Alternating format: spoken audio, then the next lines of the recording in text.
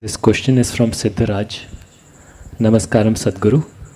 Devi is a manifestation of divine, and you said many Devi temples all over the world were destroyed. I would like to know, why was Devi not able to protect herself? Oh. Well, yes, it is a fact that the worship of the divine in the feminine form was hugely prevalent in the present-day Europe, Arabia, Central Asia, all these places. But it has managed to live only in this part of Asia still. In other places, it's been violently uprooted.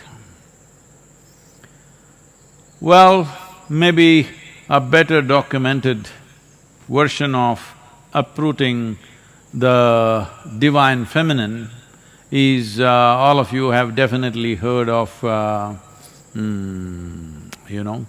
witch hunting. That term is still being used today. If something unfairly, somebody is being hunted, we say witch hunt. This comes from the term during the time of the Crusades. It is estimated they burnt over 6 million women alive over a period of probably 150 years or 200 years, I'm not very sure about that. But over a period of time, those crusade period, when somebody was very ambitiously spreading their religion, this is what happened. These women who were burnt like this, and many were simply burnt for various other reasons, but it was all just label somebody a witch, that's it, people will burn them down. Even today this practice is still there, unfortunately here and there. So who is a witch? In some way, when a woman displays, she's capable of doing something or knowing something beyond childbearing and cooking, she's a witch. Yes, that's how it was. So generally, the Devi temples always spawned women who are capable of other things.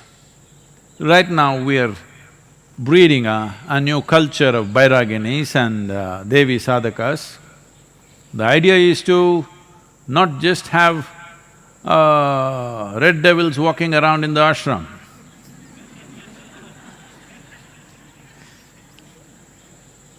The idea is, slowly divinity walks around. They may take their time, but gradually to produce what you considered as divine, which you enshrine, must live with legs. So, the divine feminine has been uprooted simply because the Abrahamic way of religious process is purely male-oriented, it's completely masculine. There is no room for feminine to be anywhere there. It's God and His Son, it's God and His messengers, all male messengers, never female, because they're not reliable. They may say something else, because they may know something else, that's the problem.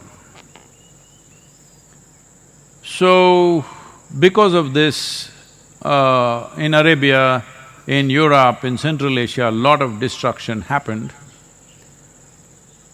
But there is not a single village in entire India without a Devi temple. And when I went to Somnath temple, it was destroyed 17 times over by a certain kind of warlord from Afghanistan.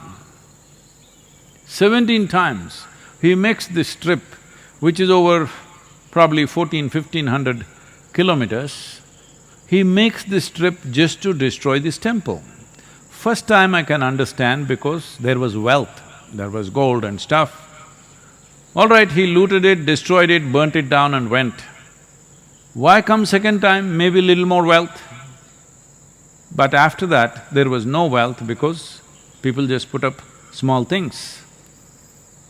But he came 17 times and destroyed. So I was inquiring, what is it? The thing was, those three goddesses that they talk about in Arabia, pre-Islamic era, one of those goddesses, one of the deities, some devotee carried it from there and established it in the Somnath temple as a consort of Shiva. So they wanted to destroy that goddess. So the guy makes a 1400 kilometer trip 17 times on a horseback to destroy her. That is how important it is to destroy a woman in this world. That's how important it is. Because if you empower the feminine, then all the silly laws all the silly ideologies, laws of heaven and nonsense that you've created, all that will collapse. I will not go into the mechanics of how it'll collapse, but think through this. Suppose you accepted a woman as a god. Suddenly, going somewhere and living well will go away, because that's not the nature of the feminine. It is always masculine. He wants to go somewhere and then live well. At least to another place in this country, or another continent in this planet, or another galaxy, or another dimension called heaven, paradise, whatever you want to call it. This is a man's thing, he wants to go somewhere and then live well. He can't live well here, this is his problem. This is a huge masculine problem, that he cannot live well here. If you look at the male and female, you will see the feminine always wants to settle down, wherever little comfort, settle down and live well. Man wants to climb the mountain and settle down on the other side. This side of the mountain is not okay for him.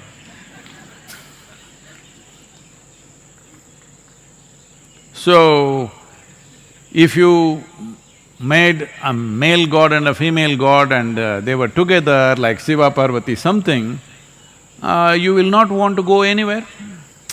Even Shiva settled down in Kashi because of Parvati. He's a wanderer. But during the winter months after he got married, he found she was finding it very difficult to be in high altitude in Himalayas. For her sake, he came down to Kashi, but then he also started liking it so much. For a long time, he did not go back. So, feminine always brings settling down, masculine wants to propel somewhere.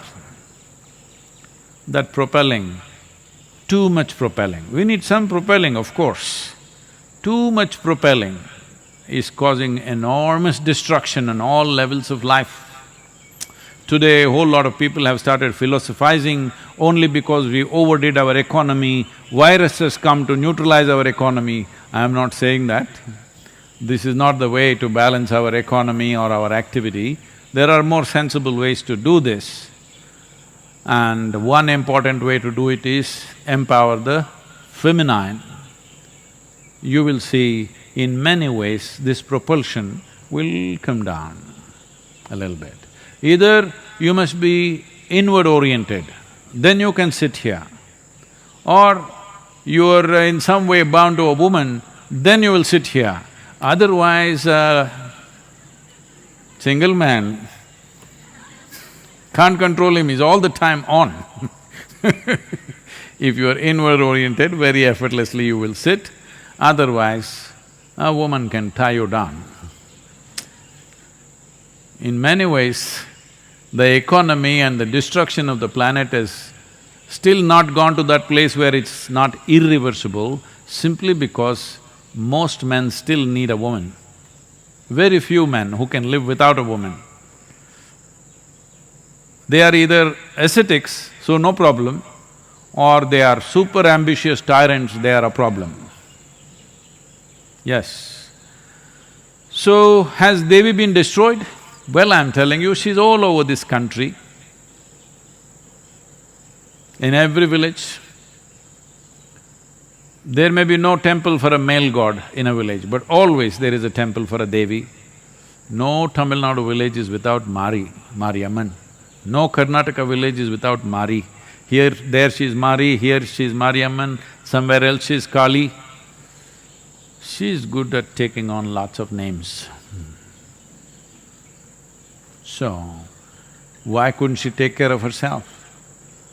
This is the nature of a woman, that if it's getting too ugly, she won't be there. She will go and settle where it's conducive. That's exactly what she's done. We must take care of her.